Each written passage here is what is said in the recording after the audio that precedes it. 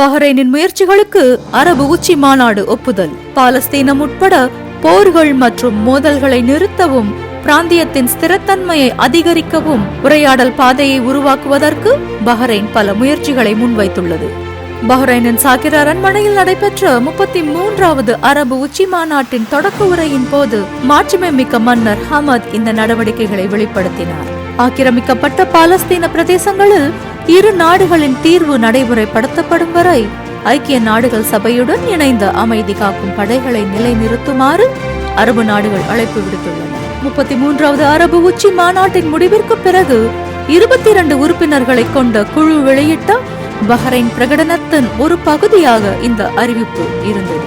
போர்களை முடிவுக்கு கொண்டு வரவும் பிராந்தியத்தின் ஸ்திரத்தன்மை மற்றும் மேம்பாட்டை அதிகரிக்கவும் மாட்சிமை பொருந்திய மன்னர் ஹமத் முன்மொழிந்த முன்முயற்சிகளின் தொகுப்பை அரபு நாடுகள் செயல்படுத்துவதை பஹ்ரைன் மேற்பார்வையிடும். 33வது அரபு உச்சி மாநாட்டை தொடர்ந்து வெளியுறவு அமைச்சர் டாக்டர் அப்துல் லத்தீப் அல் ஜயானி செய்தியாளர் சந்திப்பில் 5 முயற்சிகளுக்கான வேலை திட்டம் கூட்டாக வரையப்படும் என்றும் தெரிவித்தார்.